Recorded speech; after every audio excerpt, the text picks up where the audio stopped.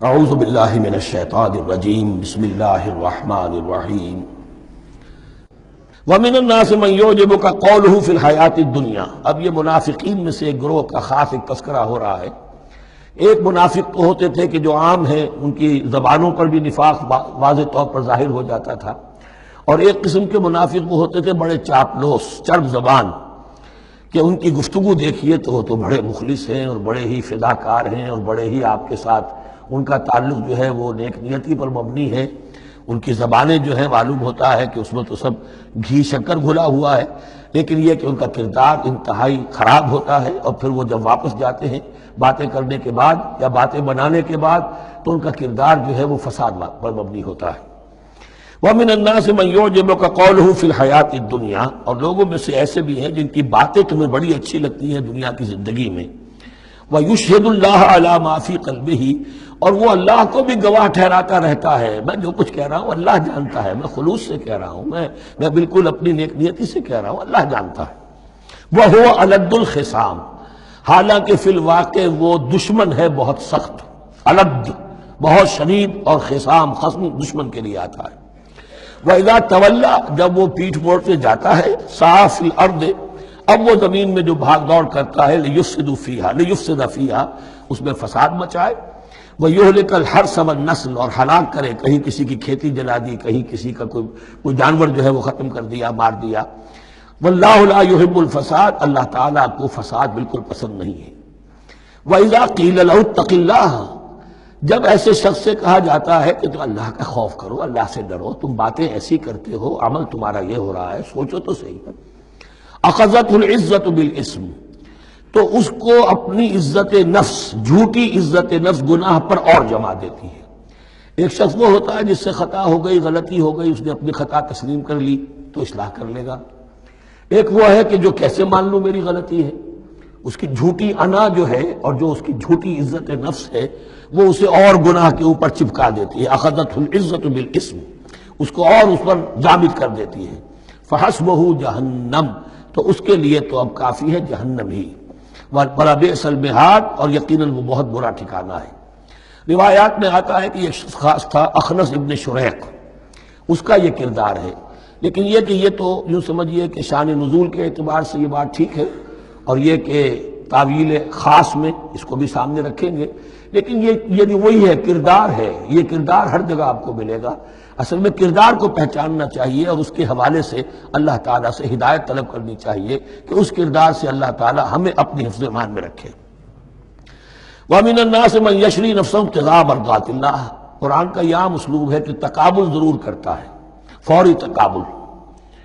تو اس میں لوگوں میں سے وہ بھی ہیں جو اپنے آپ کو بیچ دیتے ہیں اللہ کی رضا جوئی کے لیے، اپنا تن من دھن، ان صلاتی و نسکی و محیای و مماتی للہ رب العالمین۔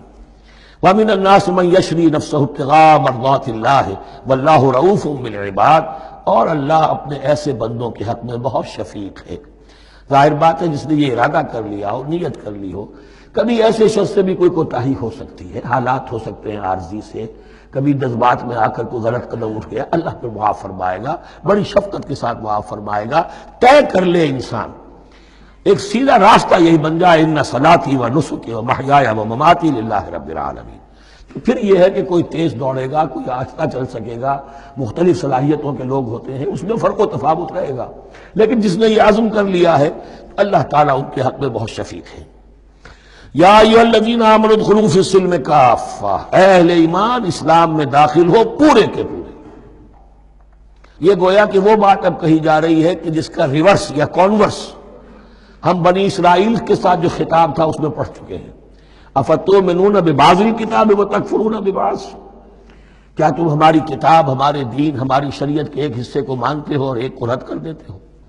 فما جزاء من يفعل ذلك منكم الا خزي في الحياة الدنيا ويوم القيامة يردون الى اشد العذاب، تو جو کوئی بھی تم میں سے یہ روش اختیار کرے گا اس کی کوئی سزا اس کے سوا نہیں ہے کہ دنیا میں ذلت اور خواری ان پر مسلط کر دی جائے، اور قیامت کے دن شدید ترین عذاب میں جھونک دیے۔ اس کو اب مثبت پیرائے میں مسلمانوں سے کہا جا رہا ہے، یا ایھا الذین آمنوا ادخلوا فی السلم کافہ، ریزرویشنز کے ساتھ نہیں، ایکسیپشنز کے ساتھ نہیں۔ اللہ کی بندگی تو کرنی ہے، اس معاملے میں نہیں۔ اللہ کے حکم تو ماننا ہے لیکن یہ حکم نہیں میں مان سکتا، یہ ایک کی بھی نفی جو ہے وہ گویا کہ کل کی نفی ہو جائے گی۔ ادخلوا فی السلم کافہ، ٹیک اٹ اور لیو اٹ، یہ پیکج ڈیل ہے، اس میں جزوی بات نہیں ہو سکتی۔ ولا تتبعوا خطوات الشیطان، اور دیکھو شیطان کے قدموں کی پیروی نہ کرو، اس کے نشانات راہ جو ہیں، اس کے نشانات قدم جو ہیں ان کی پیروی نہ کرو۔ انہ لکم عدو مبین، وہ تو یقیناً تمہارا بڑا کھلا دشمن ہے۔ فإن زللتم من بعد ما جاءتكم البینات، پھر اگر تم پھسل گئے اس کے بعد بھی کہ تمہارے پاس یہ واضح تعلیمات آ چکی ہیں، فاعلموا ان اللہ عزیز الحکیم، کہ جان لو کہ اللہ تعالیٰ پھر زبردست ہے۔ اس میں دھمکی کا پہلو آ گیا کہ پھر اللہ کی جو ہے پکڑ سخت ہوگی، حکیم بھی ہے، اس کی پکڑ میں بھی حکمت ہے۔ اگر یہ پکڑ نہ ہو تو ظاہر بات ہے کہ پورا نظام جو ہے دین کا وہ پھر بالکل ایک بے منطقی، اگر اللہ کی طرف سے کسی گناہ پر پکڑ ہی نہیں ہے تو پھر یہ آزمائش کیا ہوئی، پھر جزا و سزا کا کیا سوال، پھر جنت اور دوزخ کا کیا معاملہ۔ هل ينظرون الا ان ياتيهم الله في ظلل من الغمام والملائكة وقضي الامر۔ ایک جو نفس انسان کو پٹی پڑھاتا ہے وہ تو یہ ہے کہ دین کا یہ حصہ تو آرام سے کرتے رہو، جو میٹھا وہ حق اور جو کڑوا ہے وہ تو۔ دوسری پٹی یہ پڑھاتا ہے کہ ابھی ذرا یہ ٹھیک ہے، یہ اللہ کا حکم ہے، یہ بھی حکم ہے، دین کا یہ بھی تقاضا ہے، ابھی ذرا ذمہ داریاں ہیں، ابھی ذرا بچوں کے معاملات ہیں، بچے برسر کار ہو جائیں، بچیوں کے ہاتھ پیلے ہو جائیں، میں ذرا ریٹائرمنٹ بھی لے لوں، تو پھر یہ مکان بنا لوں، پھر میں اپنے آپ کو دین کے لیے پھر خالص کر لوں گا، دین کے لیے پھر میں وہی کام کروں گا۔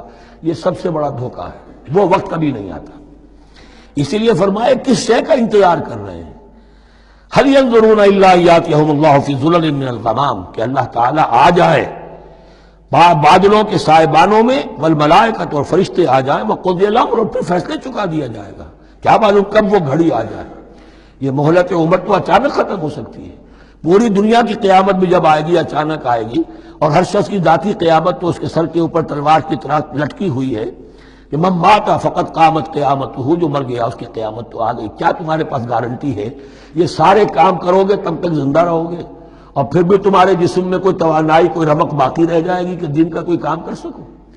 تو جان لو تم کس چیز کا انتظار کر رہے ہو سکتا ہے اچانک اللہ کی طرف سے مہلت ختم ہو جائے، سٹاپ رائٹنگ، 3 گھنٹے ہو گئے، بس اب جو لکھ لیا، اب آگے تمہارے پاس مہلت نہیں ہے۔